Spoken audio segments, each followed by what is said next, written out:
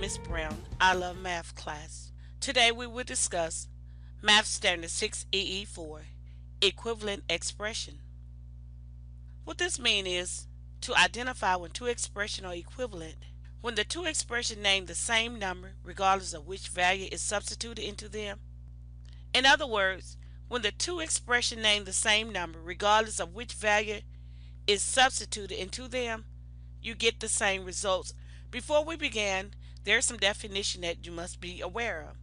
The community properties state that order does not matter. You get the same results for the answer. Addition and multiplication are commutative. Next we have the distributive property. It lets you multiply a sum by multiplying each add-in separately and then add the product.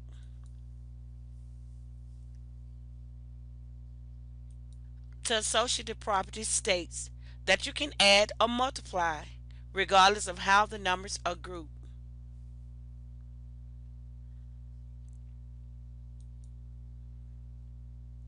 The greatest common factor, or the GCF, is the greatest factor that divides two numbers. Assignment tasks. Which of the following expressions are equivalent and why? Number 2. If an expression has no match, write two equivalent expressions to match it. There are 5 equations below, A through E.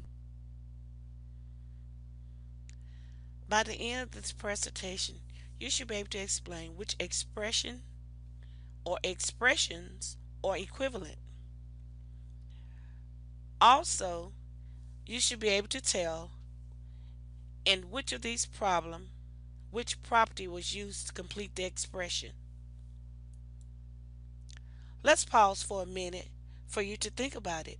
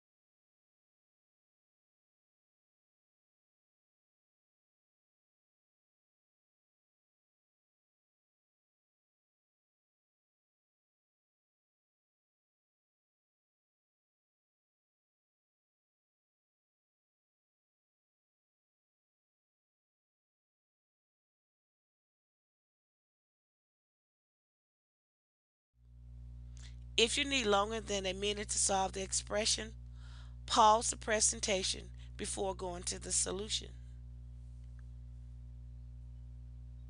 Compare your answers with mine. Problem A can be rewritten by eliminating the parentheses. Use the distributive property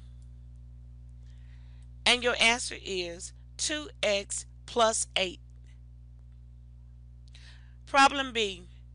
The commutative property of addition is used. Find the greatest common factor, which is 2. Use the distributive property and your final answer is 2x plus 8. Problem C.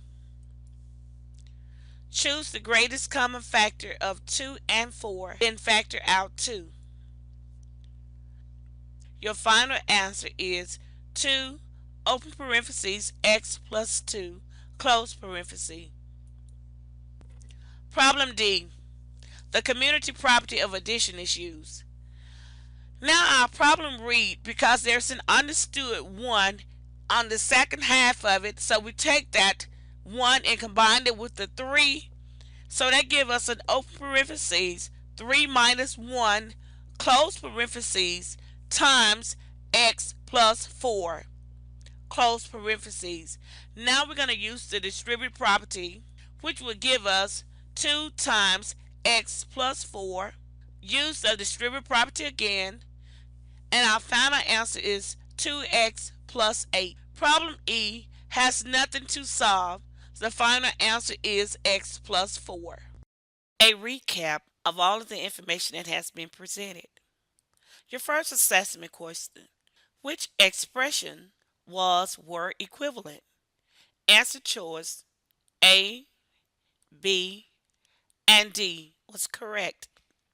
Your next assessment question: in these problems, which property were used to complete the expression?